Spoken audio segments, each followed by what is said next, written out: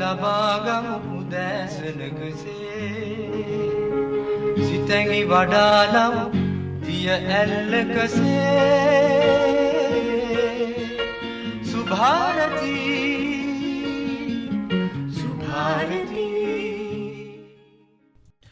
අයිබෝන් සුබදෑසනක්. අදත් සුභාරතී සංවාද මණ්ඩපයේ අපි ඔබ වෙනුවෙන් ගෙනෙන්නට සූදානම්.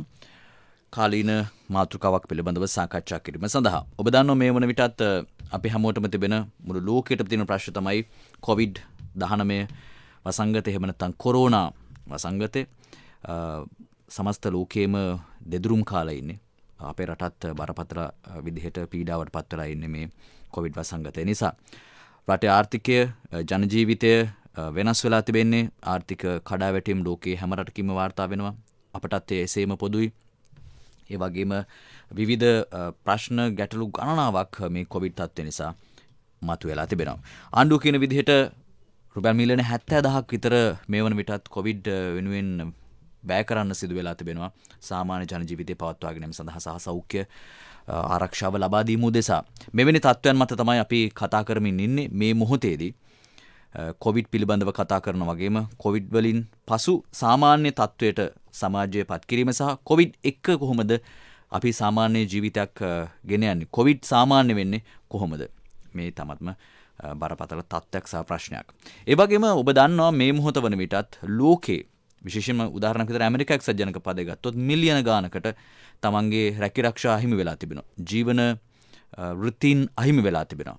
ලෝකයේ බොහෝ රටවල් වලට එහෙමයි. දියුණුවේ සම්මත බොහෝ රටවල් වලට එහෙම වෙලා තිබෙනවා. ලංකාව ගත්තොත් ලංකාවෙත් යම් පිරිසකට මින් බරපතල පීඩාවකට ගෙන පත් වෙලා තිබෙනවා. හැබැයි රාජ්‍ය සේවය සහ පෞද්ගලික සේවය යම් තාක් දුරට, විශේෂයෙන් පෞද්ගලික සේවය යම් තාක් දුරට රාජ්‍ය සේවය තමයි ශක්තිමත් විදිහට කොහොම හරි මේ පීඩාකාරී තත්ත්වයේ ආරක්ෂා වෙලා තවමත් ඒ විදිහට පවත්වාගෙන යන්නට හැකියාව ලැබිලා තිබෙනවා. ඒ වගේම මතුවෙමින් පවතින ගැටලු වගේක් තිබෙනවා. මේ මොහොතේ කතාබහට ලක් කළ යුතු කාරණා සම්බන්ධයෙන් අපි අද සූදානම් සාකච්ඡා කිරීමට. අපි ආරාධනා කරා සුභාරතී සංවාද මණ්ඩපයට කම්කරු අමාත්‍ය ගරු නිමල් සිරිපාල් ද සිල්වා මැතිතුමන්ට. සුබ දවසක් අමතුමනි. සුබ උදෑසනක්. අමතුමනි, මේ මොහොතේ තත්ත්වය තමයි අපි මුලින්ම කතාබහට ලක් කළ යුත්තේ කියලා මම විශ්වාස කරන්නේ. එක පැත්තකින් අපේ රටේ කම්කරුවා, එහෙම නැත්නම් සේවකයා, ඒ වගේම සේවය දෙපාර්ශ්වය පිළිබඳවත්, කර්මාන්ත පිළිබඳවත්, අපේ රටේ නිෂ්පාදනයන් දිරිගැන්වීම පිළිබඳව මේ පිළිබඳව කතා කරමින් ඉන්න මොහොතක්. ඇතැම් ක්ෂේත්‍රයන් තිබෙනවා බරපතල විදිහට කඩාවැටීමට ලක් වෙලා. උදාහරණයක් විදිහට සංචාරක ක්ෂේත්‍රය. ලංකාවට විදේශ විනිමය ගෙන්නා වූ ප්‍රධානතම කොටසක් තමයි සංචාරක ක්ෂේත්‍රය කියන්නේ. එය බරපතල විදිහට කඩාවැටලා තිබෙන. අපි දන්නේ තව කොච්චර කාලයක් ඇයිද කියලා මේ ගොඩ ගන්නට. එහි නිරතව හිටපු වෘත්තිකයන් ගණනාවකට රැකියාව හිමි වෙලා තිබෙන වගේ ප්‍රශ්න තිබෙනවා. මේ මොහොතේ COVID තත්ත්වයත් එක්ක ඇති වෙලා තිබෙනා වූ කම්කරු ප්‍රජාවට, කම්කරුගෙන අපි හිතමු වැඩබිමේ ඉන්න ප්‍රජාවට, ඒ කාර්යාලය වෙන්න පුළුවන්, කර්මාන්ත ශාලාවල වෙන්න පුළුවන්, හෝටල් වල වෙන්න පුළුවන්, කොහේ හෝ මේ මොහොතේ තත්ත්වය කොහොමද අපේ රටේ? මේ මොහොතේදී කම්කරු ප්‍රජාව පිළිබඳව බැලුවොත් අපට මූලික වූ වගකීම් රාශියක් තියෙනවා. පළවෙනි කාරණේ තමයි මේ කම්කරු ප්‍රජාවගේ සෞඛ්‍ය හා ජීවිත ආරක්ෂා කළ දෙන එක. ඒ සමගම රටේ දේශීය නිෂ්පාදනය සඳහා මොවුන් දායක කරගන්නේ කොහොමද මේ COVID අභියෝගයත් මැද්දේ. මේක මේ නිසා අපට සිදුවෙනවා අලුත් ක්‍රමවේදයන් කරා මේවායේ පරිපාලනය හා වැඩ කටයුතු ගෙනියන්න. දැන් අපි කම්කරු අමාත්‍යාංශයේ පැත්තෙන් අපි විශාල වගකීමක් දරන්නට ඕන වැඩබිමේ මේ වැඩ කරන්නට පැමිණෙන කම්කරු ජනතාවගේ සෞඛ්‍ය ආරක්ෂා කිරීම සඳහා. ඒ නිසා දැන් කම්කරු කොමසාරිස්තුමා සහ අපේ අමාත්‍යාංශය සෑම වැඩබිමකම සෞඛ්‍ය කමිටු, ඒ කියන්නේ හාම්පුතුන්, ඒ වගේම වෘත්තීය සමිති සහ සේවකාදීන් ඒක රාශී කළා සෞඛ්‍ය කමිටු සකස් කිරීමේ වැඩපිළිවෙලක් තියෙනවා. මේ සෞඛ්‍ය කමිටු වලින් අපි බලාපොරොත්තු වෙන්නේ බොහෝ විට අපිට ලැබුණු අත්දැකීම් තමයි මේ COVID ආසාදනයේ සඳහා දායක වෙලා තියෙනවා නිසි සෞඛ්‍ය පුරුදු අපි කොච්චර කිව්වත් මේ ආයතන තුළ හරියටි ක්‍රියාත්මක නොවීම. ඉතින් මේ ලබාගත් අත්දැකීම් තුළින් ඉදිරියට අපි කොහොමද ඉදිරියට යන්නේ. එහෙමනම් අපි අත්සේදීම සමාජ දුරස්ථ භාවය ඒ වගේම කර්මාන්ත ශාලාවකට ඇතුළත් කර ගැනීමේදී උණ පරීක්ෂා කරලා ඔහුට උණ කැස්සම වගේ රෝගකාරකයන් තියෙනවද කියලා බලලා ඒ ෆිල්ටර් කරන එක. ඒ වැඩ කටයුතු ටික හරියට කරන්න ඕනේ. ඉතින් මේ සඳහා අපි විශාල ප්‍රමුඛතාවයක් අපි ලබා දෙනවා, දැනුවත් කිරීම කරනවා. දැන් අපේ කම්කරු කොමසාරිස්තුමාට මම නියෝග කරලා තිනවා මේ සෑම කර්මාන්ත ශාලාවක්ම පරීක්ෂා කරලා බලන්න මේ සෞඛ්‍ය කමිටු නිසි ලෙස ක්‍රියාත්මක වෙනවද කියන එක. මේක වෘත්තීය සමිති ක්ෂේත්‍රෙනුත් අපිට ලැබුණු ඉල්ලීමක්. අපි සෑම සති දෙකකට සරයක්ම හාම්පුතුන්ගේ සම්මේලනයත් වෘත්තීය සමිතිත් එක්ක එකතු වෙලා වෙනමම මේ කොවිඩ් පිළිබඳව කමිටුවක් තියෙනවා. මාගේ ප්‍රධානත්වයෙන් අපේ අමාත්‍යාංශයේ ඒ කියන්නේ කම්කරු අමාත්‍යාංශය තුල. ඉතින් මෙය අපි වැඩි දියුණු කරගෙන යන්නට ඕන. මොකද නැත්තම් ටිකක් කල් යනකොට මේවා උඟක් අයට අමතක වෙනවා. ඉතින් ඒ නිසා දැන් මු ආවරණ පැලඳීමත් දවස් දෙකක් පළදින තුන්වෙනි දවසේදී අමතක වෙනවා. එහෙම කරන්න බෑ. මේ වැඩබිම් තුල මෙන්න මේ කියන ආරක්ෂාව සලසා දීම තමයි අපේ පළවෙනි යුතුයකම වෙන්නේ. අමතුමන සමාවෙන්න ඔක මේ රාජ්‍ය ආයතන වලටත් පොදු දෙයක් කියන්නේ අපි කර්මාන්ත ශාලා කියන පැත්තෙන් ගියමු. කාර්යාල නෑ මේක පෞද්ගලික අංශයට රජයේ වෙනමම කොවිඩ් පිළිබඳව මඟ පෙන්වීමක් කරලා තියෙනවා. කොවිඩ් කමිටුව මගින් රජයේ ආයතන දැන් අපේ ආයතන ගත්තොත් අපේ අමාත්‍යාංශය ගත්තොත් එහෙම අපි අමාත්‍යාංශයට ඇතුල් වෙන ජනතාවගේ ප්‍රමාණය සීමා කරලා තිනවා. පුළුවන් තරම් පිට ඉඳන් වැඩ කටයුතු කිරීමට, ඒ වැඩ කටයුතු ඉෂ්ට කළ දීමට, ඒ වගේම පැමිණෙන අයගේ ප්‍රමාණය අඩු කරලා සමාජ දුරස්ථ භාවයේ තියලා, ඒ වගේම අනිකුත් සෞඛ්‍ය ආරක්ෂක ක්‍රම ක්‍රියාත්මක කිරීමට රජයෙන් ඉතා පැහැදිලි ගයිඩ්ලයින්ස් මඟ පෙන්වීම් කරලා තියෙනවා. ඒ නිසා රජයේ ආයතනත් ඒවට අනිවාර්යයෙන්ම අනුගත විය යුතුයි. ඉතින් ඒ නිසා ඒක එක අභියෝගයක්. දෙවෙනි අභියෝගය තමයි අද කම්කරු දෙපාර්තමේන්තුව වශයෙන් අමාත්‍යාංශයේ වශයෙන් අපිට තියෙන අභියෝගය තමයි දැන් මේ ලොක්ඩවුන් කරනවා. වහනවා. දැන් කියනවා දැන් බුරල්ල ප්‍රදේශයේ වහනවා, නාරායන්පිට ප්‍රදේශයේ වහනවා, මට්ටක්කුලිය ප්‍රදේශයේ වහනවා. එතකොට ඒ ප්‍රදේශවල ඉන්න වැඩ කරන ජනතාවට වැඩට යන්න බෑ. කර්මාන්තශාලා වැඩට යන්න බෑ. ඉතින් දැන් අපි කොහොමද මේ අය කොහොමද ජීවත් වෙන්නේ? එකක් ඉතින් රජයෙන් යම් ආධාරයක් දෙනවා, ඒක ප්‍රමාණවත් නෑ. ඒ නිසා අපි මේ හාම්පුතුන් එක්ක අපි එකඟත්වයකට පැමිණලා තියෙනවා. මේ තත්ත්වය සමාලෝචනය කරලා මේ අයට අවම වැටුපක් ගෙවන්න මේ සේවයට නොපිනෙන අයට. ඒ කියන්නේ මේ කොවිඩ් ආසාදනය නිසා, මේ තත්ත්වය නිසා සේවයට වාර්තා කරන්න බැරි වුණා නම් අපි ඔවුන්ට අනිවාර්යයෙන්ම රුපියල් 14,500ක් හෝ තමන් ලබා ගන්නා වැටුපෙන් භාගයක් ගෙවිය යුතුමයි.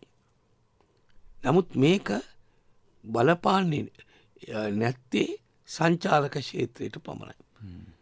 අපි දන්නවා සංචාරක ක්ෂේත්‍රයේ කිසිම ආදායමක් උපදවන්නේ නැහැ. ඒ වගේම කිසිම හාම්පොතකට පුළුවන් කමක් නැහැ කම්කරු දෙපාර්තමේන්තුවේ අවසරයක් නැතුව තමාගේ වැඩබිම වහන්න, තමාගේ ෆැක්ටරිය වහන්න. අපි හිතමු ඇඟලුම් කර්මාන්ත ශාලාවක්. ඇඟලුම් කර්මාන්ත ශාලාවකට සමහරට 100%ක්ම ඇනවුම් නැති වෙන්න පුළුවන්. නමුත් 50%ක් ඇනවුම් තියෙන්න පුළුවන්. එහෙමනම් කොහොමද අපි මේ හාම්පුතාටත් ඒ වගේම සේවකයාටත් සමතුලිතව සහනයක් සලසා දෙන්නේ? එතකොට අපි කියනවා යම් සේවක සංඛ්‍යාවක් නතර කරන්න ඕන නම් තමන්ට ඇති වෙලා තියෙන ආර්ථික තත්ත්වයන් මත නමුත් මේ ගොල්ලෝ මීට කලිනුත් හම්බ කරානේ ඔවුන්ලගේ යම් සඳල් හම්බ කළ දුන්න හම්බ කරලා දුන්නානේ ඒ නිසා වගකීමක් තියෙනවා මේ අයට යම් සහනයක් සැලසීමට ඒ නිසා රැකියාවෙන් අයින් කරන්නට ඕන නම් යම් පිරිසක ඒ සඳහා නීති පද්ධතියක් තියෙනවා රටේ Termination of Employment Act කියලා සේවයෙන් ඉවත් කිරීමට අදාළ පනතක් තියෙනවා. ඒ පනත අනුව ඉල්ලීමක් කරන්න ඕනි කම්කරු කොමසාරිස්තුමාට. ඉල්ලීමක් කරලා ඒ සේවකයාට වෘත්තීය සමිතිවලට කන් දෙන්න ඕනි. කන් දීලා කම්කරු කොමසාරිස්වරයා තීන්දුව කරන්න ඕනි මේ ඉල්ලීම සාධාරණද. දැන් අපි හිතමු පිටරටින් එනවුම් මත යැපෙන ඇඟලුම් කල්මනක් තියෙනවා කියලා. ඉතින් මේ කොවිඩ් තත්ත්වය නිසා ඇනවුම් එකක්වත් එන්නේ නැත්තම් ඒක අපිට ඒකට ඉඩ දෙන්න වෙනවා. හැබැයි ඒ ඉඩ දෙන්නේ ඒ පනත යටතේ තියෙනවා යම් ආකාරයක වන්දි මුදලක් ගෙවන්නට ඕන මේ වැඩ කරන සේවකයන් වෙනුවෙන්. නමුත් දැන් අලුතෙන් පටන් ගත්ත ආයතනක අපි හිතමු දීර්ඝ කාලයක් නොවන අලුතෙන් පටන් ගත්ත ආයතන එහෙම වෙන්න පුළුවන්. ඒතර එහෙම ආයතනයකට කොහොමද මම මේ සේවකයන් මේ සේවය පැත්තෙන් කතා කරන්නේ. එහෙම ආයතනයක් යම් අරමුදයකට ලක් වෙනව නේද? කියන්නේ උන්ට එහෙම උපයාගත්තු මහා ධනයක් නොතිබෙන්නට පුළුවන්. එහෙම වත්කමක් නොතිබෙන්නට පුළුවන්. ඒ වෙන අවස්ථාවකට යම් පීඩාවකට පත් වෙනව නේද? ඒ කාරණා සියල්ල සැලකිලිට ගන්නවා වන්දි නියම කිරීමේදී ඒ කර්මාන්ත ශාලාවේ එහෙම තියෙන ආර්ථික ශක්තිය. ඒක කම්කරු කොමසාරිස්තුමා සතුව. නමුත් මං හිතන්නේ ලෝකයේ තත්ත්වය දිහා බැලුවම ලංකාවේ තත්ත්වය එච්චරම නරක නැහැ. මොකද අපේ තියෙන සංඛ්‍යා ලේඛන අනුව අපි යන්නේ අර්ථ සාධක අරමුදල් ගෙවීමේ සංඛ්‍යා ලේඛන පදනම් කරගෙන ඒ අනුව පෞද්ගලිකාංශයේ දැනට රැකියා අවස්ථාවල් නැති වෙලා තියෙන්නේ 20000ක් පමණ වූ ප්‍රමාණයකට. ඒක මොන වගේ ක්ෂේත්‍රයන්ද අමතුමනේ? ක්ෂේත්‍රයන් කියලා කියන්නේ අපේ කම්කරු දෙපාර්තමේන්තුවේ ලියාපදිංචි වෙලා තියෙනවනේ. අර්ථ සාධක EPF ETF ගෙවන. ඒ කියන්නේ මම කියන්නේ මේ ඒක ඇඟලුම් කර්මාන්ත ශාලා වගේද එහෙම නැත්නම් වෙනත් කර්මාන්ත ශාලා ඒ වගේම හෝටල් ඒ වගේම රෙස්ටොරන්ට්ස් ඒ වගේම තවත් සුළු හා මධ්‍යම පරිමාණයේ කර්මාන්ත මේ වගේ දේවල්. නමුත් මේකට අයිති වෙන්නේ නැහැ ස්වයං රැකියා කරන අයගේ. දැන් අපි ඉන්නවනේ විශාල ප්‍රතිශතයක් මේ රටේ ස්වයං රැකියාවල එදිනෙදා කුලී වැඩ කරලා ජීවත් වෙන අය. ස්වයං රැකියා අහිමි වුණු අය. ඒ අය මේ ගණයට අයිති වෙන්නේ නැහැ. දැන් කම්කරු දෙපාර්තමේන්තුවේ අපිට අයිති වෙන්නේ අපේ වපසරිය මේ ආකාරයට පෞද්ගලික අංශයේ කියන්නේ BOI එකේ කටුනායක එහෙ අනිකුත් තැන්වල මේ ලියාපදිංචි මේ සමාගම් හා ආයතනවල සේවය කරන අය තමයි අපේ ගණයට අයිති වෙන්නේ. ඉතින් ඒ වගේම රජයට ලොකු වගකීමක් තියෙනවා ස්වයං රැකියා හිමි වෙච්ච අයට. ඒ වගේම එදිනෙදා කුලී වැඩ කරලා එදිනෙදා වැඩ කටයුතු කරලා සේවය කරන අයට දැන් ඒ වගේ අයටත් සහන සලසා දීමට. ඒ සඳහා රජයේ වෙනම වැඩ පිළිවෙලක් තියෙනවා. නමුත් අපිට තියෙන ප්‍රශ්නයක් තමයි අපි අද ගත්තොත් එහෙම යුරෝපයේ සහ ඇමරිකානු වගේ රටවල් වලත් අද ඇමරිකාවේ කවදද මේ ආහාර ගන්න පොලිම හිටියේ? හොඳ අතිරික්ත මුහුදට හලපු රටක්. ඔව් අතිරික්තය. ඔව්. ඉතින් ඒ අයත් අද පෝලිං වල ඉඳලා ආහාර ගන්න ඉන්නවා. සමහර අය කුණුබක් වල තියෙන ආහාරත් ගත්තා. ඉතින් ඒ නිසා දරිද්‍රතාවය පෙළෙන අය වෙනුවෙන් විවිධ වැඩපිළිවෙළවල් ඒ රටවල් වලත් ආරම්භ කරා. දැන් යුරෝපය වගේ රටවල් වල බොහෝ තැන්වල ඔවුන්ට ආර්ථික ශක්තිය තියෙනවා. මොකද ඔවුන්ට යම් විශාල මුදල් ප්‍රමාණයක් අතිරික්තයක් ඒ ආයතනවල රජයේ ඒවට වෙන් කරගෙන තියලා තියෙනවා. ඒ කියන්නේ රිසර්ව්ස් තියෙනවා. ඉතින් ඒ නිසා මම දන්නවා ඔය ප්‍රංශය වගේ රටවල් වල ඔය පෞද්ගලිකාංශයේ සේවයත් දැන් විශේෂයෙන්ම භෝජනාගාර, ඒ භෝජන ශාලා, ආහාර විකුණන ස්ථාන, කඩවල් පොඩි ඒවා වහලා තියෙනවානේ. නමුත් ඒ සේවකයන්ට රජයෙන් 80%ක වැටුපක් දෙනවා. ඉතින් නමුත් ශ්‍රී ලංකාවේ අපිට ඒක කරන්න බෑනේ. අපි එවැනි තත්ත්වයකට මෙතෙක්කල් ලෑස්ති වෙච්ච නැති රටක්. අපි උපයාගත්තු දෙයක් නෑ ඇත්තටම. අපි එදා වේලා හම්බ කරගෙන මේක ඉවර කරගෙන තියෙන්නේ. ඔව් අපේ රක්ෂණ ක්‍රමයක් නෑ. එවැනි ෆන්ඩ් එකක් අරමුදලක් නෑ. ඒ නිසා මං යෝජනා කරලා තියෙනවා අඩු ගානේ මේ ලබාගත් අත්දැකීම් උපයෝගී කරගෙන ඉදිරි කාලයේදීවත් අපි කොරෝනා ඉවර වෙයි යම් කාලයක් ඇතුළතදී. නමුත් තව අලුත් දේවල් එන්න පුළුවන් නේ. අනික මතුම සමාවෙන්න දැන් අපි රක්ෂණ සම්බන්ධයෙන් කතා කරන විට මේක අදාළ මම දන්නේ ඍජුවම අදාළ වෙන. නමුත් කම්කරුවාගේ සහ සාමාන්‍ය පොදු ජනතාවගේ රක්ෂණ සම්බන්ධයෙන් තියෙන බියක් වගේ දෙයක්. ඒ කියන්නේ රක්ෂණ උපුවත් හඳුන්වා දෙනකටත් ඒකට ලොකු බයක් තියෙනවා. ඒක ඇති කරගත්තු තත්ත්වයක්ද ඇති වුණ තත්ත්වයක්ද අපි දන්නේ නැහැ. විශේෂයෙන්ම මේ වැඩබිමේ ඉන්න අයට එහෙම රක්ෂණ පිළිබඳ ලොකුවට උන්ගේ තැකීමක් නැහැ. හැබැයි මේ මොහොතේදී මේ බරපතල විදිහට ඒ වුමනාව දැනුණා. අනිවාර්යයෙන්ම දැන් රාජ්‍ය සේවයේ හිටපු අයට මේක දැනුනේ නැහැ. රාජ්‍ය සේවයේ කොහොමත් පඩිය හම්බ වෙනවනේ. ඉතින් ඒ වුණාම ඒකනේ හැම වෙලාවෙම පෞද්ගලිකාංශයේ වැඩි පඩි තිබුණත් පෞද්ගලිකාංශයට යන්නේ නැහනේ. පෞද්ගලිකාංශයේ රුපියල් 80000ක් ලබා ගන්නා උපාධිධාරියා රුපියල් 20000ට ආණ්ඩුවට බැඳෙන්නේ පෞද්ගලිකාංශය පිළිබඳව විශ්වාසයක් නැහැ. ඉතින් ඇත්ත වශයෙන්ම රටක් ඉදිරියට ගෙන යන්නට නම් මේ පෞද්ගලික අංශය පිළිබඳව අපි විශ්වාසයක් අපේ රැකී රක්ෂා හොයන තරුණ පරපුර අතර ඇති කරන්නට ඕන. එහෙමනම් අපි පෞද්ගලික අංශයේ විශ්‍රාම වැටුප් ක්‍රමයක් මෙවැනි අවස්ථාවන්හිදී සහනය ලබා දීම සඳහා අරමුදලක් රක්ෂණ ක්‍රමයක් අපි අනිවාර්යයෙන්ම ඇති කරන්න ඕනේ. මේවා තමයි මේ කොවිඩ් ආසාදනය නිසා අපි රටක් වශයෙන් අපි ගත යුතු ඉදිරි පියවර. මොකද අපි යම් ඩිසාස්ටරයකින් යම් ඇති වුණු මෙවැනි අහේනි තත්ත්වයකින් අපි බැට කෑවයින් පස්සේ අපි යම් අත්දැකීම් ලබා ගන්නවා. මේ අත්දැකීම් තුලින් අපේ ආර්ථිකය, අපේ ඉදිරි වැඩපිළිවෙල මේවා අපි සකස් කරගන්න ඕනේ.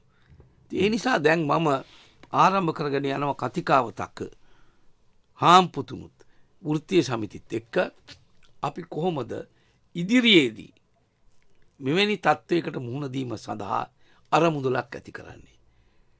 ඒ සඳහා අන්තර්ජාතික කම්කරු සංවිධානය අපිට තාක්ෂණික වශයෙන් උදව්පදව් කරනවා. අනිකුත් රටවල් තියෙන එවැනි අරමුදල් පිළිබඳව ඒ වගේ ව්‍යුහය ඒවට කොහොමද මුදල් එකතු කරගන්නේ කියන කාරණය පිළිබඳව. ඉතින් ඒක අපි ආරම්භ කරන්න ඕනේ. ඒක මම හිතනවා ඒක අපි ආරම්භ කරොත් ජනතාවට අපේ කම්කරු ජනතාවට විශාල විශ්වාසයක් ඇති වෙන්න පුළුවන් පෞද්ගලිකාංශය පිළිබඳව.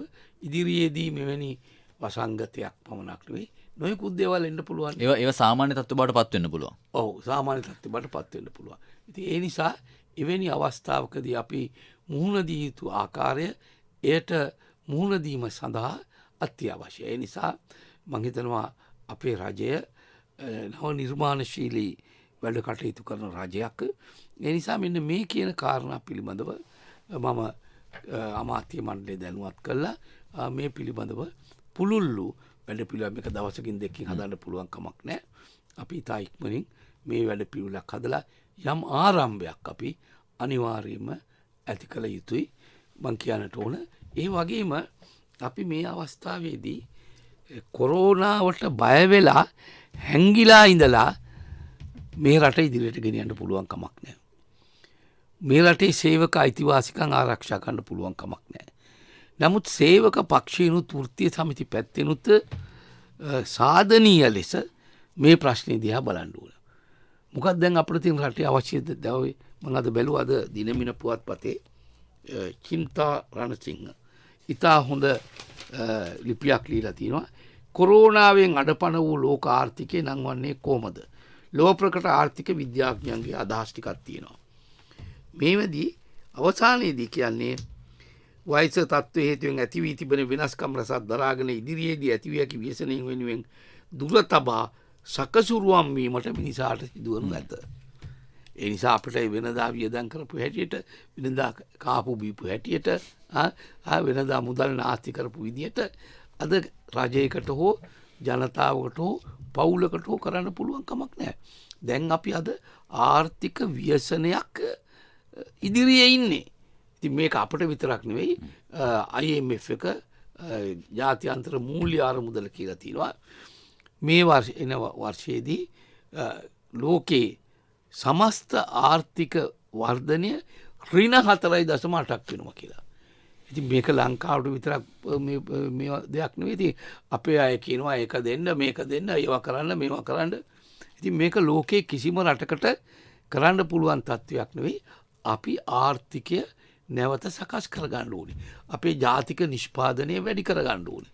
ඉතින් ඒ නිසා දැන් අපට උදාහරණයක් වශයෙන් ශ්‍රී ලංකාවට ප්‍රේෂණය කරන අපේ විදේශික ශ්‍රමිකයන්ගේ අපේ ශ්‍රමිකයන් ලක්ෂ 8කට වැඩි ප්‍රමාණයක් දැන්ට ඉන්න විදේශ රටවල අපිට සතුටුයි කියන්නට ඔවුන් ප්‍රේෂණය කරන මුදල් වල අඩුවක් වෙලා නැහැ. හොඳයි මට මොහොතක් දෙන්න අමාත්‍යතුමනි මොකද අපි ඒ කාරණා පිළිබඳව වෙනම කතා කළ යුතුයි විදේශීය ශ්‍රමිකයන් පිළිබඳව. ඒ වගේම ඔබතුමාන් ඉතා පැහැදිලි කාරණයක් කිව්ව සහ ඉතා වටිනවා මොකද මේ කොවිඩ් සාමාන්‍ය තත්ත්වයට අපි හුරු වෙන්නට අවශ්‍ය වෙනවා. ඕනෑම දෙයක් අර්බුදයක් බවට පත්වන්නේ එහෙම නැත්නම් ඒක ඩිසාස්ටර් එකක් බවට පත්වන්නේ අපි කළමනාකරණය කරගන්න විදිහත් එක්ක. ඉතින් ඒකට අලුත් ක්‍රමවේදයන් හොයාගන්න සිද්ධ වෙනවා. අලුත් ක්‍රමවේදයන් එක්ක වැඩබිම සූදානම් කරන්න සිද්ධ වෙනවා. අපි මේ වෙලාවේ සම්බන්ධ කරගන්නවා කම්කරු කොමසාර් ජෙනරාල් ප්‍රභාත් චන්ද්‍රකීර්ති මහත්මයා. අයිබෝන් සුබදැසනක් ඔබතුමන්ට. අයිබෝන් සුබදැසනක්.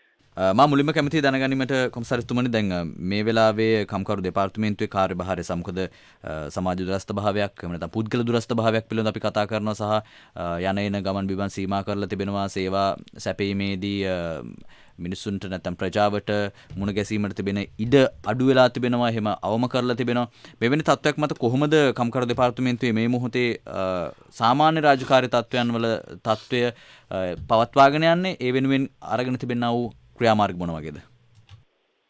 ඔව් විශේෂයෙන්ම මෙහිදී අපි කම්කරු දෙපාර්තමේන්තුව වශයෙන් ගරු අමාත්‍යතුමා පැවසූ ආකාරයටම සමාජ දුරස්ථභාවය ආරක්ෂා කරමින් ඒ වගේම සේවක දෙපාර්ශ්වය ගැනම සලකා බලමින් කටයුතු කරමින් යනවා. විශේෂයෙන්ම අපි දෙපාර්තමේන්තුව වශයෙන් සෑම සේවකයෙකුටම මේ අවස්ථාවේදීම කාර්යාලයට පැමිණීමට අවශ්‍ය නොවන පරිදි ඔවුන්ට අපි අපේ ප්‍රාදේශීය කාර්යාල තිබෙනවා, දිස්ත්‍රික් කාර්යාල තිබෙනවා, කලාප කාර්යාල තිබෙනවා. ඒ කාර්යාලවල අපි දුරකථන අංක හඳුන්වලා දීලා තිබෙනවා. මේ අප කම්කරු දෙපාර්තමේන්තුවේ සේවය ලබා ගැනීමට පැමිණෙන ඒ පාර්ශවයන්ට සම්බන්ධ කර ගැනීමට ඒවා අපේ වෙබ් මාර්ගයෙන් අපි දැනුවත් කරලා තියෙනවා. ඒ වගේ මාධ්‍ය මාර්ගෙනුත් අපි මොනවාද ඒ දුරකථන අංක එතකොට ඒ සම්බන්ධයෙන් ඔවුන් කලින් වේලාවක් නිසි පරිදි රැගෙන ඒ පැමිණීමට නියමිත දිනයට පමණක් ඔවුන් පැමිණිලා ඒ වගේම ඔවුන්ට පුළුවන් දුරකථන මාර්ගයෙන් වගේම WhatsApp Viber අපේ ඒ තියෙන සමාජ මාධ්‍යත් පාවිච්චි කරලා අපේ නිලධාරීන් සමග සම්බන්ධ වෙලා Tamanට අවශ්‍ය සේවාව ලබා ගැනීමට අවශ්‍ය සියලුම පහසුකම් අපි දෙපාර්තමේන්තුව වශයෙන් සලසලා තිබෙනවා. විශේෂයෙන්ම ප්‍රධාන කාර්යාලයේත් ඒ වගේම අපගේ තිබෙන සියලුම දිස්ත්‍රික්කවල දිස්ත්‍රික් කම්කරු කාර්යාල තිබෙනවා. ඒ වගේම කලාප කම්කරු කාර්යාල තිබෙනවා. ඒවාට ගිහින් තමන්ගේ අවශ්‍යතාවය, ඒ කියන්නේ සේවක අර්ථසාධක අරමුදල් ලබා ගැනීම වෙන්නට පුළුවන්. ඒ වගේම සේවක අර්ථසාධක අරමුදල අපේට තබලා ණය ගැනීම වෙන්නට පුළුවන්. මේ සෑම ආකාරයකම සේවාවක් ලැබ. ඒ වගේම තමන්ට තිබෙන කම්කරු පැමිණිලි සම්බන්ධයෙන්, පඩි නොගෙවීම සම්බන්ධයෙන්, ඒ වගේම තමන් කරන රැකියාවෙන් ඉවත් කිරීම සම්බන්ධයෙන් කරන පැමිණිලි මේවාටත් අවශ්‍ය පරිදි නිසි අපේ දිස්ත්‍රික් කම්කරු කාර්යාල සහ කලාප කම්කරු කාර්යාල නිලධාරීන් සමග සම්බන්ධ වෙලා නිසි පරිදි ඔවුන්ට ඒ සේවාව ලබා ගැනීමට අවශ්‍ය සියලුම පහසුකම් අපි දෙපාර්තමේන්තුව වශයෙන් සලසලා තිබෙනවා. හොඳ දැන් මේ ගෙවුණු කාල සීමාව තුළ විශේෂයෙන්ම කොවිඩ් කාල සීමාව තුළ මම අවසාන වශයෙන් ඔබතුමන් අහන්නේ කොවිඩ් කාල සීමාව තුළ කම්කරු දෙපාර්තමේන්තුවත් වෘත්තීය සමිතිය සහ හාමුදුරුවෝ තුන එකතු වෙලා අමාත්‍යතුමා මේ පිළිබඳව පැහැදිලි කරා යම් පොදු වැඩපිළිවෙලකට විශේෂයෙන්ම වැඩබිම සුරකීම සහ මේ කාර්යක්ෂමතාව නන්වාලීම උදෙසා විශේෂයෙන්ම වැඩබිම සුරකිනවා වගේම මේ කාර්යක්ෂමතාව නන්වාලනට එහෙම නැතුනොත් අපිට මේ නිෂ්පාදන නිහල දමන්නට මේවා ඉස්සරහට ගෙනියන්න බැරි වෙනවා යම් සාධනීය මැදිහත් වීමක් ඔබතුමාලා පැත්තෙන් සිදු වෙනවා කොහොමද හාම්පුතුන්ගේ පැත්තෙන් වෘත්තීය සමිතිය පැත්තෙන් කොහොමද මේ සම්බන්ධයෙන් වැඩි උනන්දුවක් තිබෙනවා හාම්පුතුන්ගේ පැත්තෙන් මොන වගේ සාධනීය ප්‍රතිචාර තිබෙන මේ වැඩපිළිවෙලට ඔව් විශේෂයෙන්ම ගරු අමාත්‍යතුමා පැවසූ පරිදි ගරු අමාත්‍යතුමාගේ ප්‍රධානත්වයෙන් කාර්ය සාධක බලකායක් තිබෙනවා මේ කාර්ය සාධක බලකායට කම්කරු දෙපාර්තමේන්තුවත් කම්කරු අමාත්‍යාංශයත් ඒ වගේම වෘත්තීය සමිතිත් ඒ වගේම සේව්‍ය පාර්ශවයේ හාම්පුතුන්ගේ සම්මේලන සම්බන්ධ වෙනවා. මෙතනදී ගන්නා තීරණ සම්බන්ධයෙන් පොදු එකඟතාවයක් තිබෙනවා. ඒ සඳහා වෘත්තීය සමිතිත් ඒ වගේම හාම්පුතුන්ගේ සම්මේලනත් මේ සඳහා එකඟතාවය ලබලා දීලා තිබෙනවා. ඕන් හැම විටම අපගේ මේ පොදුවේ ගන්නා තීරණ ක්‍රියාත්මක කිරීම සඳහා ඔවුන්ගේ සහයෝගය ලබා දෙනවා. ඒ තීරණ පොදුවේ ගන්නා අවස්ථාවේදී යම් යම් වාද විවාද ඇති වුණත් නමුත් තීරණ ක්‍රියාත්මක කිරීමේදී සියලුම පාර්ශවයන් එකතු වෙලා එකට ගන්න තීරණ ඒ නිසා ඔවුන්ගේ පැත්තෙන් අපිට අවශ්‍ය සහයෝගය නිරන්තරයෙන්ම ලැබෙනවා ඒ අනුව අපිට අපේ කටයුතු විශේෂයෙන්ම අපි ගරු අමාත්‍යතුමා පැවසූ පරිදි දැන් විශේෂයෙන්ම අපි සෞඛ්‍ය පැත්තෙන් සම්බන්ධයෙන් අපි විශේෂ අවධානයක් යොමු කරලා තිබෙනවා සෑම ආයතනයකම මේ සෞඛ්‍ය කමිටුව පිහිටවන්නට කියලා එදා ඒ කාර්ය සාධක බලකායේදී ගත්ත තීන්දුව අනුව අපි සෑම ආයතනයකටම දැනුම් දීලා තියෙනවා ඒවා අපි ඍජුවම අධීක්ෂණය කරන අපේ නිලධාරීන් මේ සෞඛ්‍ය කමිටුව පිහිටවලා සේවක පාර්ශවයට අවශ්‍ය පහසුකම් ලබලා දීලා සෞඛ්‍ය ආරක්ෂිතව මේ කොයික් තත්ත්වයේ හැමුවේ පවත්වාගෙන යනවාද කියන ඒක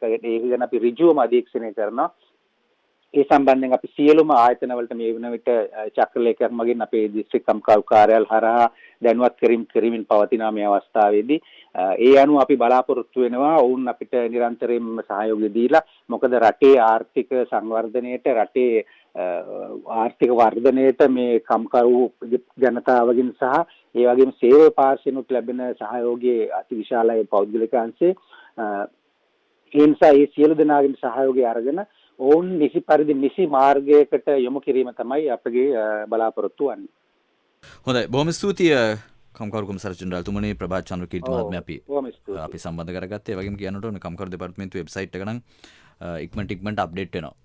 මේ මොකද මේ සමහර ආයතන වල තොරතුරු ගිහලා හොයන්න බලද්දී හැමතුමනි මම දැන් මේක දුරකථන අතේ තියානේ විස්තර හොයමින් හිටි සමහර විස්තර එන්නේ නැහැ ටිකක් පරක් වෙනවා. කෙසේ වෙතත් ගරු අමාත්‍යතුමනි අපි ජනතාවට අවස්ථාවක් ලබා දිය යුතු 0112695446 0112695447 අද කතා කරන මාතෘකාවලට අදාළව පමණක් ඔබේ දුරකථන ඇමතුම් අපිට ලබා දෙන්න. අපි කතා කරමින් හිටිය ඔබතුමන් නතර කරේ තන තමයි විදේශගත ශ්‍රමිකයින්ගේ තත්ත්වය. ඔබතුමන් කියන විදිහට ඒ සම්බන්ධයෙන් පේන්න ගැටලුවක් තිබ්බාට නමුත් විදේශ විනිමය අපට ලැබෙන ප්‍රේෂණ සම්බන්ධයෙන් ඔබතුමන් පැහැදිලි කරන්න අවශ්‍ය වෙනවා කියලා හිතනවා. ඒ වගේම ඔවුන්ගේ ආරක්ෂාව සහ ඔවුන් පිළිබඳව බලනවද කියන කාරණය සමාජ කතිකාවට ලක් වෙලා තිබෙනවා.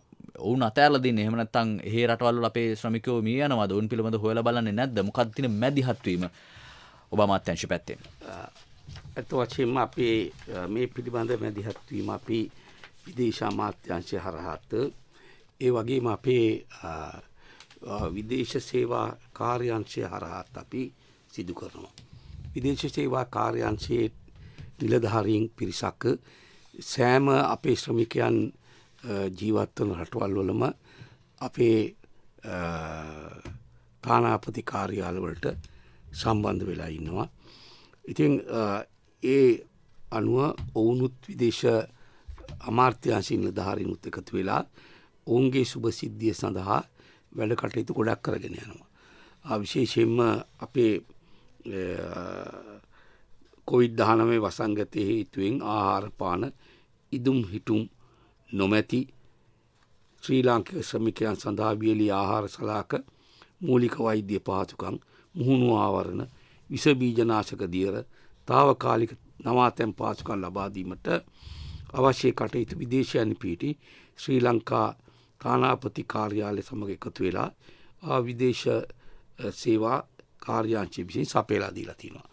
ඒ වගේම අපේ මේ අංශයන් මගින් විදේශ රැකියාවලින් ඉවත් වෙච්ච උන්ගේ කොන්ත්‍රාත්තු අවසන් වෙච්ච යම් පිරිස් යම් රටවල් හිටියා. නමුත් ඒවායෙන් යම් පිරිසකට නැවත අපි කතා කරලා ඒ හාම්පුතුන්ට කතා කරලා ඒ රැකියා නැවත ලබා දීමට පුළුවන් වුණා. දැන් උඟාක් මේ අපේ අය අහනවා දැන් ලංකාවට එන්න විශාල පිරිසක් බලාපොරොත්තුෙන් ඉන්නවා කියලා. අපි සංගණනයක් කරා මේ පිළිබඳව. මේ කරන ලද සංගණනයේදී මේ සඳහා 48000ක පමණ පිරිසක් ඉන්නවා ලංකාවට පැමිණීමේ බලාපොරොත්තුයි. ඒ කියන්නේ ඔවුන්ගේ කොන්ත්‍රාත් කාලය අවසන් වුණ අයද? නෑ දැන් මෙතන මේ කණ්ඩායමට මේ නීත්‍යානුකූලව ලංකාවෙන් පිටරට ගිය අය විතරක් නෙවෙයි. මෙන්න මෙතනයි ප්‍රශ්නේ තියෙන්නේ. සමහර අය ටුවරිස්ට් වීසා එකක් අරගෙන රටවල් වලට ගිහලා ඒ රටවල් වල සේවය කරනවා. ඔවුන්ගේ වීසා කාලය ඉවර වෙලා තියෙනවා. එතකොට එහෙම නැත්නම් යම් ස්ථානයකට රැකියාවට ගිහලා එතනින් පැනලා ගිහලා වෙන තැනක රැකියාව කරනවා. එතකොට ඒ රටවල් වල ඒ අය ගණන් ගන්නේ නීති විරෝධී ලෙස ඇදී සිටින අය විදියට. ඉතින් මේ අයත් ඉන්න ඔය පාලම් යට බෝක්කු යට ඉන්නවා කියලා කියන්නේ මේ විදිහට අර රැකියා ස්ථාන වලින් පැනලා ගිය අය. ඉතින් අපි ඒ අය වෙනුවෙනුත් යම් සේවාවන් කරනවා. අපි ඒ අය කියලා වෙන් කරන්නේ නැහැ.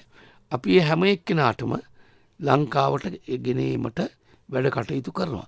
නමුත් ඔබ අහන්න පුළුවන් ඇයි මේ 47000යි මේ 47000න් දැනට 12000ක් පමණ ගෙනලා තියෙනවා. ඊයේ පෙරේදත් ගොඩක් කට්ටිය අපි අරගෙන ආවා. කියන්න පුළුවන් ඇයි ආසියාන්තරා 10ක් 15ක් යවලා ඇයි මේ ටික එකපාර ගේන්න බැරි කියලා. නමුත් අපිට ප්‍රශ්නයක් තියෙනවා. මොකද එහෙම ආසියානා යවන්න බෑ.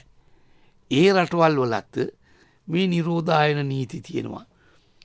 දවසකට ගුවන් තොටුපළකින් පැමිණෙන ගුවන් වාර පිළිබඳව සීමාවක් තියෙනවා. එයා ස්පේස් ඒ කියන්නේ මේ ගුවන් අවකාශයේ සීමාවන් තියෙනවා. දැන් උදාහරණයක් වශයෙන් අපේ ශ්‍රමිකයන් 1700ක් විතර ඔවුන්ගේ කොන්ත්‍රාත් කාලය අවසන් වෙලා කොරියාවේ ඉන්නවා. මම කොරියාවේ අපේ තානාපතිතුමාට කතා කළා. දැන් ඒ කොරියාවේ නීතියක් තියෙනවා මේ අය ටික ඒ අය අවුරුදු 4යි මාස 9ක කාලයක් කොරියාවේ සේවය කළා තියෙනවා. ඊට පස්සේට කොරියාවේ ඉන්න බෑ. ආය රක්ෂාවකට යනවා නම් ලංකාවට ඇවිල්ලා තමයි ආපහු යන්න ඕනේ. ඒක තමයි යගේ කොන්දේසිය. ඒ කොන්දේසිය ඒගොල්ලෝ දැඩි ලෙස ක්‍රියාත්මක කරනවා. ඒ අය කියනවා අපි අලුතෙන් කෙනෙක්වත් අපි රැකියාවට ගන්නෙ නැහැ. මේ අය ටික ලංකාවට ගෙන්න ගන්නකම්. ඉතින් මම විශේෂයෙන්ම ශ්‍රී ලංකන් ලංකන් ගුවන් යානා සහ කොරියන් ගුවන් යානා ඒ නියෝජිතයන් සමග අපි කතා කරලා ඒ අයට ඒ අය ගෙන්වා ගැනීමට වැඩ කටයුතු කරා. එහිදී එකඟ වුණා ඒ අය 250ක් විතර මෙහෙට එනකොට අපේ 50කට විතරක් හිටන්න යන්න පුළුවන්. මොකද ඒ රටේ නිරෝධායනයේ සඳහා තියෙන පහසුකම් අපේ රටවලටත් වඩා සීමා වෙලා තියෙන්නේ. ඉතින් අපි 250 ගේනකොට ඒ 250 නිරෝධායනය කිරීම සඳහා අවශ්‍ය පහසුකම් අපි සකස් කරන්න ඕනේ. එහෙම නැතුව නිකන් ගිල රටේ අතාරින්න බෑනේ. ඒ නිසා අපි සෞඛ්‍ය ආරක්ෂමේ රටේ ජනතාව තුළ කොවිඩ් වසංගතය පැතිරීම වැළැක්වීම සඳහා ගත යුතු සෞඛ්‍යමය ක්‍රියාමාර්ගත් ගන්න ගමන් තමයි අපිට මේ අය ගෙන්නන්න පුළුවන් වෙන්නේ. ඒ නිසා මෙසේ එකවර ගෙනීමේදී යම් බාධක අපිට තියෙනවා. ඉතින් ඒ බාධක අමතක කරලා එකපාරට මේ අය ගෙනල්ලා කොහෙද අපි මේගොල්ලන්ව දාන්නේ? කොහෙද අපි මේ අය නිරෝධායනය කරන්නේ? 48000 දැන් තව 36000ක් නිරෝධායනය කරන්න නිරෝධායන මධ්‍යස්ථාන කීයක් අපි හදන්න ඕනද? ඉතින් ඒ නිසා ඒ නිරෝධායන මධ්‍යස්ථානවල තියෙන ඉඩකඩ මේවා අනුව PCR පරීක්ෂණ දැන් නම් විශාල වශයෙන් කරගෙන යනවා. ඉතින් ඒක කැපැසිටි එක ධාරිතාව දැන් වැඩි කරගෙන යනවා. ඒ නිසා අපිට දැන් ටිකක් මේ ගෙන්වීම ඉක්මන් කරන්න පුළුවන්. නමුත් හදිස්සි වෙලා මේ ගෙන්ව ගත්තා වගේ නෙවෙයි නැවත කොවිඩ් වසංගතයේ 3 වෙනි රැල්ලට අපි ඉඩ නොදිය යුතුයි. ඒ නිසා අපි මේ කටයුතු ඔක්කොම කරන්නේ කොවිඩ් පිළිබඳව තියෙන ඒ කාර්ය සාධක බලකායේ නියාමනයන් අනුව. අපිට ඕන විදිහට ගෙන්නන්න කරන්න බෑ. එයා කිව්වොත් තව 500ක් හිට ගෙන්නන්න පුළුවන් කියලා අපි ගෙන්නනවා. ගුවන් යානා ලෑස්ති, එන්න ලෑස්ති. නමුත් අපි කොවිඩ් ඒ බලකාය සමග සාකච්ඡා කළා ඔවුන් විසින් කරනු ලබන නියාමනයන් අනුව තමයි මේ අය ගන්නන්නේ. මම හිතන්නේ තව මාස දෙකක් තුනක් යනකොට අපිට මේ සියලු දෙනාම අපිට ගෙන්නා ගන්න පුළුවන් වෙයි ලංකාවේ තියෙන තත්ත්වයක් එක්ක. ඉතින් ඒ සඳහා අවශ්‍ය වැඩ පිළිවෙල කරනවා. හොඳයි අපි මේ වෙලාව සම්බන්ධ කරගන්නවා ශ්‍රී ලංකා විදේශ සේවා නියුක්ති කාර්යාංශයේ සභාපති කමල් රත්වත් මහතා. සුබදස්සනක් සභාපතිතුමා. සුබෝදසන. මා කැමති දැනගැනීමට කමල් රත්වත් මහත්මයා මේ වෙලාවේ විදේශගත ශ්‍රමිකයින් ගෙන්වා ගැනීම වැඩ කටයුතු පිළිබඳ කරවමත්තුමත් පැහැදිලි කරා ඇති වෙලා තිබෙන තත්ත්වයක් එක්ක කොහොමද මේක කළමනාකරණය කරන්න යන පිළිබඳව. ඒ වගේම නමුත් ජනතාව අතර තියෙන යම් මැසිවිල්ලක් හෝ ජනතාව නොදැනුවත් භාවයේ වෙන්නටත් පුළුවන් මේ පිටරටින් අය ගෙන්න ගැනීමේ වැඩ පිළිවෙල හරියාකාරව ක්‍රියාත්මක වෙන්නේ නැහැ කියන චෝදනාව. චෝදනාව කොහොමත් අපි හැමදාම තිබෙනවා අපේ රටක් විදිහට හැම ආයතනයකම. නමුත් මේ වෙලාවේ අපි දකිනවා විවිධ සමාජ මාධ්‍ය ඔස්සේ වෙනි ප්‍රචාර යනවා. ඒ වගේම විවිධ ප්‍රවෘත්ති පළ වෙනවා. මොන වගේ වැඩපිළිවෙලක්ද ක්‍රියාත්මක වෙන්නේ විදේශ සේවා නියුක්ති කාර්යාංශයේ හරහා? ඒ කියන්නේ දෛනිකව සිදුවන කාර්ය කොහොමද ඉන් රටවල් වලින් මේ රටවලට ගෙන්වා ගැනීම, සවුන්ගේ සුබ සාධන කටයුතු වලට ඔබතුමාලා ආයතන තිබෙන්නා වූ නිලධාරීන්ගේ සහ ආයතන තිබෙන මැදිහත් වීම මොන වගේද? ඔබතුමා කියපු කරුණු සියල්ලම ගැන මම හිතන්නේ අපේ ගරු ඇමතුමා දැන් පැහැදිලි කිරීමක් කරා. ඊට අමතරව මම සුළු වශයෙන් පැහැදිලි කිරීමක් කරන්නම්. දැනට විදේශගත වෙලා ඉන්න ශ්‍රමිකයෝ ඇමතුමා කියපු පරිදි 40000ක් පමණ රෙජිස්ටර් වෙලා හිටියා දැන් මාස කිහිපයකට පෙර. දැන් එයින් විශාල ප්‍රමාණයක් අපි ලංකාවට ගෙනල්ලා තියෙනවා. මේ නිරෝධායන මධ්‍යස්ථාන සහ සෞඛ්‍යාංශවල උපදෙස් පිට අපි ලැබෙන උපදෙස් අනුව තමයි හැම විටම ක්‍රියා කරන්නේ. ඉතින් ඒ අනුව අපි දැනට ක්‍රියාත්මක වෙනවා ඒ පිළිබඳ. නමුත් පෞගිය මාසයක් විතර අපි නවත්තලා තිබ්බා ගෙන්වා ගැනීම පිළිබඳ. මොකද අර දෙවනි රැල්ලත් එක්ක ගුවන් තොටුපළවල් නැවත වරක් වහන්න සිද්ධ වුණා. ගෙන්වීම නතර කරන්න කිව්වා. ඉතින් ඒ නිසා අපි తాවකාලිකව මාසයක් පමණ නැවතුවා. නමුත් දැන් ආපහු ආරම්භ කරලා තියෙනවා. අපේ කාර්යාංශයෙන් විශේෂයෙන්ම කෙරෙන්නේ විදේශ තානාපති කාර්යාලවල අපේ ශ්‍රී ලංකා තානාපති කාර්යාලවල විදේශ රටවල වල රැඳී සිටින සුබසාධක නිලධාරීන්ගේ මාර්ගයෙන් ඒ ඉන් පිටරට රැඳී සිටින ශ්‍රමිකයෝ පුළුවන් තරම් ප්‍රමාණයකට අපි පහසුකම් බෙහෙත් හේත් ඒගොල්ලන්ට කැම බීම කාලයක් සැපුවා. නමුත් ඒක රටක් හැටියට දිගටම සපයන්න අමාරුයි. මොකද සමහර රටවල විශාල රටවල නාම නොයෙකුත් නගරවල රැඳී සිටිනවා. ඉතින් අපේ තානාපති කාර්යාලය සුළු ප්‍රමාණයක් තමයි තියෙන්නේ. සෞදි අරේබියාව විතරක් නගර දෙකක තියෙනවා. රියාද් සහ ජෙඩා කියන නගර දෙකේ. අනික් රටවල එක කාර්යාලය තියෙන්නේ. ඉතින් ඉන්න රැඳී සිටින සුළු සේවක මණ්ඩලය සහභාගී කරවලා අපි ඒගොල්ලන්ට ඒ සහන සැලසුවා.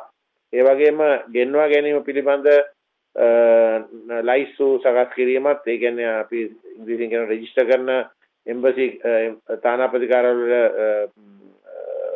රෙජිස්ටර් කරන ක්‍රමවේදය විදේශ අමාත්‍යාංශයේ නිලධාරීනුත් තානාපති නිලධාරීනුත් අපේ කම්කරු සුබසාධන නිලධාරීනුත් එක්ක වෙලා සුවද වැඩ කටයුතු කරගෙන යනවා. දැනට ඉතින් අපි කරගෙන යන්නේ රජයෙන් සහ කොවිඩ් ටාස්ක් ෆෝස්, ඒ කියන්නේ කාර්ය සාධක බලකායත් සෞඛ්‍ය අංශ වලින් අපි දෙන උපදෙස් අනුව තමයි අපි ගෙන්වා ගැනීමට කටයුතු කරන්නේ. ඒක මනාව ගරු ඇමතුමා පැහැදිලි කරලා දුන්නා දැන්. හොඳයි, බොහොම ස්තුතියි කමල් රත්වත් මහත්මයා විදේශ සේවා නියුක්ති කාර්යාංශයේ සභාපතිතුමන් අපි සම්බන්ධ කරගත්තේ. හොඳයි මහත්මයා, අපි මේ මෙතනින් පසු මේ අනිකුත් කාරණා පිළිබඳව අවධානය යොමු කරන්න මා කැමති. විශේෂයෙන්ම කම්කරු අමාත්‍යාංශය හරහා මේ ගෙවුණු කෙටි කාලය ඇතුළත යම් සාධනීය මැදිහත් වීමක් අපේ රටේ කම්කරු ජනතාවගේ ප්‍රශ්න පිළිබඳව කතා කරන්නට ඔබතුමන් ගත්තු ක්‍රියාමාර්ග පිළිබඳ කතා කරමින් පවතිනවා. විශේෂයෙන්ම යාල්පල් නගිය යයි අපි හිතන අනපනත් පිළිබඳව මේ සේවකීන්ට බලපාන ප්‍රශ්න පිළිබඳව දීර්ඝ කාලයක් මේ අනපනත් නිසාම ප්‍රශ්න ඇදී තිබෙන. ඒවට විසඳුම් හොයන වෙනුවට තවදුරටත් ඒවා කල්මරමින් යල් පැනමින්ම යන තත්ත්වයක් මතු වෙලා තිබෙන්නේ. මොන වගේ අවධානයක්ද යොමු කරලා තිබෙන්නේ සේවකින් ආරක්ෂා කිරීමට, වැඩබිම ආරක්ෂා කිරීමට, කම්කරුවන්ගේ අයිතීන් සුරක්ෂිත කිරීම සහ ඔවුන් වෙනුවෙන් මොන වගේ අනපනක්ද අපිට වෙන් කරන්න සිද්ධ වෙලා තිබෙන්නේ? ඒ පිළිබඳ කොහොමද වැඩපිළිවෙල? විශේෂයෙන්ම කම්කරුවන්ගේ අයිතිවාසිකම් ආරක්ෂා කිරීම සඳහා අනපනත් රාශියක් තියෙනවා. කම්කරුවෙකු තමන්ගේ රැකියා සුරක්ෂිතතාවය අපි ආරක්ෂා කරන්න ඕන.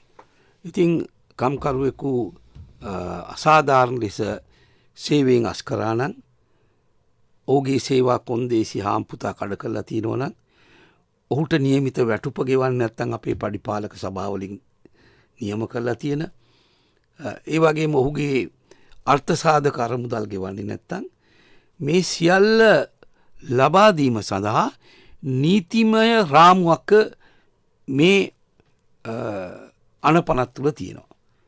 නීතිමය රාමුව තිබුණට මදි. මේක අපි ක්‍රියාත්මක කරන්න ඕනේ. දැන් උදාහරණයක් වශයෙන් ගන්න බොහෝ හාම්පුතුන් බොහෝ නෙවෙයි හාම්පුතුන්ගේ සමහර දෙනෙක් අපේ කම්කරු ජනතාවට වැඩ කරන ජනතාවට හිමිය විය යුතු අර්ථසාධක අරමුදල ගෙවන්න නැතුව ඉන්නවා. මේ අර්ථසාධක අරමුදල කොහොමද අපි ඒවා අය කරගෙන ඒක අපි මහා බැංකුවට යවලා අර්ථසාධක අරමුදල වෙනත් තැන්වල ආයෝජනය කළා. එයින් ලාභයකුත් ලබාගෙන ඒ ලාභයත් අපි අර්ථසාධක අරමුදලට එකතු කරනවා ඒ සේවකයාගේ ඒ ලැබෙන මුදල් ප්‍රමාණය අනුව. ඉතින් නියම වෙලාවට අර්ථසාධක මුදල අපි අය කරගත්තේ නැත්තම් කම්කරුවාට වැඩ කරන ඒ පුද්ගලයාට විශාල අලාභයක් සිද්ධ වෙනවා. ඉතින් ඒකට මොකක්ද අපේ තියෙන නීතිමය ප්‍රතිපාදනය? නීතිමය ප්‍රතිපාදනය තමයි අපි හොයන්න ඕන සෑම විටම සෙවිල්ලෙන් ඉන්නට ඕන හාම්පුතුන් අර්ථසාධක අරමුදල් ගෙවනවාද කියලා. අර්ථසාධක අරමුදල් ගෙව්වේ නැත්තම් එහෙම නැත්තම් එසේ ගෙව්වේ නෑ කියලා පැමිණිල්ලක් ආවොත් අපේ සෑම කම්කරු කාර්යාලයකම ඒ සඳහා වෙන අංශයක් තියෙනවා. ඒ අංශයෙන් මේ පිළිබඳව පරීක්ෂණයක් පවත්වලා ඒ පනතේ ප්‍රතිපාදන තියෙනවා නියමයක් කරන්න, නියෝගයක් කරන්න මේ මුදල වහාම ගෙවන්න කියලා. හොඳයි, මේ නියමය කරායින් පස්සේ ගෙව්වේ නැත්තම් මොකද කරන්නේ? ගෙව්වේ නැත්තම් අපි උසාවියේ නඩු දානවා. මහේස්ත්‍රාත් උසාවියේ තමයි නඩු දාන්න ඕනේ. දැනට එවැනි නඩු 16000ක් තියෙනවා. 16000ක් තියෙනවා මහේස්ත්‍රාත් උසාවිවල. නමුත් ඔබ දන්නවා මහේස්ත්‍රාත් උසාවිවල විශාල තදබදයක් තියෙනවා. අද නඩුව ගත්තොත් තව මාස 4කින් තමයි ඊළඟ දවසේ එන්නේ. ඉතින් මම මේක මේ පිළිබඳව පරීක්ෂා කළා. මම බැලුවා අපේ තියෙනවා කම්කරු උසාවි. කම්කරු උසාවි 80ක් විතර තියෙනවා. ඒ කම්කරු උසාවි වල දැන් තියෙන නඩු ප්‍රමාණය ඉතාම අඩුයි. කාලයක් මේ කම්කරු උසාවි වලත් මේ අර්ථසාධක සහ අනිකුත් මේ හිමිය යුතු ව්‍යවස්ථාපිත දීමනා අය කර ගැනීමේ බලය දීලා තිබුණා. නමුත් මේ බලය දීලා තිබුණේ අධිකරණ සේවා කොමිසම විසින්. නමුත් කනගාටුයි කියන්න අධිකරණ සේවා කොමිසම ඒ බලය ඉවත් කරගත්තා. කොයි කාලෙද ඒක සිද්ධ වුණා මතුනේ? දැන් අවුරුදු 1.5 විතර පෙර. ඉතින් මේ පිළිබඳව අධිකරණ සේවා කොමිසමෙන් අපි ඉල්ලීමක් කරත් ඒ අවශ්‍ය ගැසට් පත්‍රය ගහලා අපිට මේ බලය ලබා දුන්නේ නැහැ. ඒ නිසා මට සිද්ධ වුණා කැබිනට් මණ්ඩලයට විශේෂ කැබිනට් සංදේශයක් ගෙනහිල්ලා අලුත් පනතක් හදන්න අවසර ගන්න මේ අධිකරණ බලය මහේස්ත්‍රාත් උසාවි වලින් කම්කරු උසාවි වලට ලබා දෙන්න. දැන් නීති සම්පාදකවරයා ළඟ ඒ පනත සකස් කරමින් පවතිනවා. බලාපොරොත්තු වෙනවා ජනවාරි මාසෙ වෙනකොට ඒ පනත පාර්ලිමේන්තුවට ඉදිරිපත් කළා මේ කම්කරු අධිකරණ වලට ලේබර් ට්‍රයිබියුනල් වලට මේ නඩු ටික බාර දෙන්න. එතකොට අපිට අවුරුද්දක් වගේ කාලයක් ඇතුළතදී මේ නඩු ටික අපිට ඉවර කරගන්න පුළුවන් වෙයි. ඒ නිසා මේක අත්‍යවශ්‍ය දෙයක්. එක කාරණයක්. ඊළඟට ඔබ දන්නවා අපි හිතමු දැන් අද ගාක් තියෙනවා මේ ඉදිකිරීම් ක්ෂේත්‍රයේ. තට්ටු 20-25 මේවා ඔය උඩේ තියෙන පලංචියක ඉඳන් ලිස්සලා වැටිලා යම් බාසුන් නැහැ කෙනෙක්. එහෙම නැත්නම් කම්කරුවෙක් මිය ගියා කියලා හිතන්න. තුවාල වුණා කියලා හිතන්න. අතප්පායක් කැඩුණා කියලා හිතන්න. දැන් අපේ නීතිය අනුව වැඩිම දෙන්න පුළුවන් වන්දි මුදල රුපියල් 5,50,000යි. ඒක මේ කාලේ හැටි කිසිසේත් ප්‍රමාණවත් නැහැ. මම දැන් කැබිනට් මණ්ඩලයට යෝජනා කළා එය ලක්ෂ 20ක් දක්වා වැඩි කරන්න යෝජනා කරලා තියෙනවා. ඒ පනත සංශෝධනය කරන්න. ඉතින් මේ ඒ විදිහට කම්කරු සුබසාධනය සඳහා අවශ්‍ය ඒ නීති රීති ක්‍රියාත්මක කිරීම සඳහා අපි ඉක්මන් ක්‍රියාමාර්ග ගැනීමට අවශ්‍ය සංශෝධන අපි මේ පනත්වලට ඇතුළත් කිරීමට කටයුතු කරගෙන යනවා. අමතුමන මේ අපිට දුරකථන තුන්ගුත් ලැබුණා මේ පිළිබඳව විමසීම කරලා මේ ෂෝෆන් ඔෆිස් ඇක්ට් එක සම්බන්ධයෙන් සාපුහ කාර්යාල සේවා ආඥා පනත සම්බන්ධයෙන් මෙහි යාවත් කාලීන වීමක් එහෙම නැත්නම් මේක වෙනස් වීමක් සම්බන්ධයෙන් බොහෝ දෙනා කතා කරනවා. මොකද මේක කොතටද ගැලපෙන්නේ කියලා සමහරවට දන්නේ නැහැ. සමහර අය දන්නේ නැහැ මොන ඇක්ට් එකකටද ඉන්නේ කියලා.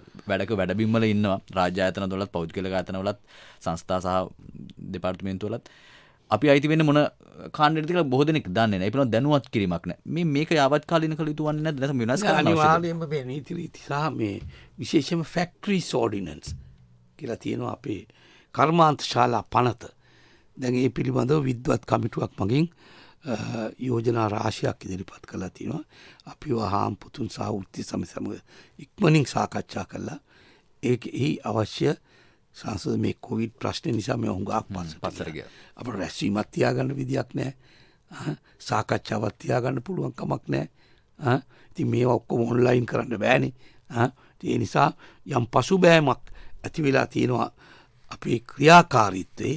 නමුත් අපි මේ தත්ත්වය තුල පුළුවන් තරම් ඉක්මනට ඒ අවශ්‍ය අඩුපාඩුකම් ටික පුරවා දැමීමට අපි කටයුතු කරනවා. හොඳයි. ඒ වගේම තවත් ගැටලුවක් තිබෙනවා මේ වැඩ කරන දින ගණන සහ වේලාව සම්බන්ධයෙන්. ඒක ඇතම් රාජ්‍ය ආයතනවල පවා ඒක අපි නොහිතන සංස්ථාවල පවා ඇතම්වල සිද්ධ වෙන පුළුවන් දෙයක්. දැන් ඒ ගැන කතිකාවතක් කරගෙන යනවා දින 5 සතියක් පිළිබඳව. වැඩ කරන වේලාව වැඩි කරලා දින ගාන 5කට සීමා කරන්න. ඉතින් ඒ ගැන සමහර වෘත්තීය සමිති අතර යම් ප්‍රශ්න හා ගැටලු තියෙනවා. ඉතින් ඒවත් අපි නමුත් ප්‍රශ්නේ තියෙන්නේ බොහෝ විට පෞද්ගලික අංශයේ සේවකයින් කැමති අතිකාල වැඩ කරන්න. ඒ නිසා එහෙම ප්‍රශ්නකුත් තියෙනවා. ඒ නිසා ඒ සේවක අයිතීන්ටත් සේවකයන්ගේ කැමැත්තට අපි ඉඩ දෙන්න ඕනේ. අපිට බලයෙන් මේ ප්‍රමාණයන් නතර කරන්න පුළුවන් කමක් නැහැ. ඒ වගේම දැන් සමහර තැන්වල මේ ශ්‍රම ඌනතාවයක් තියෙනවා. අවශ්‍ය ප්‍රමාණයට සේවකින් නැති අවස්ථාවලුත් තියෙනවා. ඒ අවස්ථාවන්දී වැඩිපුර වැඩ කරන්නට පෙළඹෙනවා සේවකයෝ. විශේෂයෙන්ම අපි ගත්තොත් එහෙම ඇඟලුම් ක්ෂේත්‍රය ගත්තොත් එහෙම අද නිදහස් වෙළඳ කලාපේ ඇඟලුම් කර්මාන්තවල පුරප්පාඩු 30,000 40,000ක් විතර තියෙනවා. නමුත් ඒ සඳහා අවශ්‍ය ශ්‍රමිකයන් පැමිණෙන්නේ නැහැ. ඉතින් අපි ඒ කාරණාත් අපි පොඩ්ඩක් කල්පනා කරන්නට ඕන. කොහොමද අපි මේ සඳහා මං හිතනවා ඇත්තෙන්ම හොඳ විශ්‍රාම වැටුප් ක්‍රමයක් පෞද්ගලික අංශයට අපිට සකස් කරගන්න පුළුවන් වුණොත් බොහෝ දෙනෙක් පෞද්ගලික අංශයේ සේවයට එයි. නැත්තම් හැමෝම අද ඇවිල්ලා ඉල්ලන්නේ ඒ කතිකාව කොහොමද අමතුමනේ මේ වන විට ඔබතුමන් ආරම්භයේදී කිව්වා අපි පෞද්ගලික අංශ විශ්‍රාම වැටුපක් පිළිබඳව යෝජනා කරන කතිකාව. ඒක ටිකක් දීර්ඝ කාලීන වැඩපිළිවෙලක් කරන්න ඕනේ. කොහොමද මුදල් හොයාගන්නේ කියලා බලන්න ඕනේ. ඒත් එක්ක මේ කියන්නේ අපි නිෂ්පාදන ක්ෂේත්‍රයේ තිබෙනා වූ කාර්යක්ෂමතාව නන්වාලිය යුතුයි විශේෂයෙන්ම. අනිවාර්යයෙන්ම අපි අනිත් ප්‍රශ්නේ තමයි මේ කොවිඩ් ප්‍රශ්නය වෙලාවේදී අපේ ජාතික ආර්ථිකය අපි රැක ගන්න ඕනේ. උදාහරණයක් වශයෙන් විශේෂයෙන්ම අපේ ඇඟලුම් ක්ෂේත්‍රය ගන්නකෝ. ඇඟලුම් ක්ෂේත්‍රයේ අපි මේ වෙලාවේ වැඩවර්ජන කරලා ඒවා මෙවා කරලා මේ කානලා විනාශ කරන්නේ නැතුව මොකද ඒ ක්ෂේත්‍රය ජාත්‍යන්තරය තුළ ඉතාම තරඟකාරී ක්ෂේත්‍රයක්. අද බංග්ලදේශය ඉන්දියාව මේ වගේ රටවල් අපිත් එක්ක තරඟ කරනවා. ඉතින් ඒ නිසා අපිට ඒ ජාත්‍යන්තර ප්‍රමිතියට ඒ අනුව වෙලාවට ඒවා ලබාදීමේ වගකීමක් තියෙනවා. අපිට තියෙන මේ ඕඩර්ස් මේ ඇනවුම් ආරක්ෂා කරගන්නට නම්. ඒ නිසා අපිට සිදුවෙනවා වෘත්තීය සමිති මං කියන්න කැමති ඒක තේරුම් අරගෙන හොඳින් සහයෝගයෙන් වැඩ කරන්නට මම පේනවා. ඉතින් ඒක අපිට තියෙන ධනාත්මක සාධකයක්. මම වෘත්තීය සමිති වලටත් කියන්නේ මේ අවස්ථාවේදී මේ රටේ ජාතික ආර්ථිකය සකස් කරලා විදේශ විනිමය අපි හොයාගත්තේ නැත්තම් අපි සියලු දෙනාම අමාරුයි. මොකද මේක ඊටාම දුෂ්කර කාල පරිච්ඡේදයක්. ඒ නිසා හුඟක් අය මේක තේරුම් ගන්නේ නැහැ. මොනතරම් දුෂ්කර කාල පරිච්ඡේදයකද අපි ආර්ථික වශයෙන් ජීවත් වෙන්නේ කියලා. මේක අපට විතරක් නෙවෙයි මුළු ලෝකයටම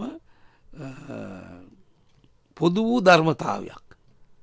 ඇමරිකාව වේවා, එංගලන්තේ වේවා, චීනයේ වේවා, ශ්‍රී ලංකාව වේවා, බංග්ලාදේශය වේවා, ඉන්දියාව වේවා, මේ හැම රටකටම අද මේ නිෂ්පාදන ආර්ථිකය ඉහළ නැංවීම සඳහා ප්‍රශ්න තියෙනවා.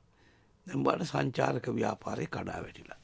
ඒ සංචාරක ව්‍යාපාරයෙන් වෙච්ච ඒ විදේශ විනිමය අඩුපාඩුව අපි කොහොමද සකස් කරගන්නේ?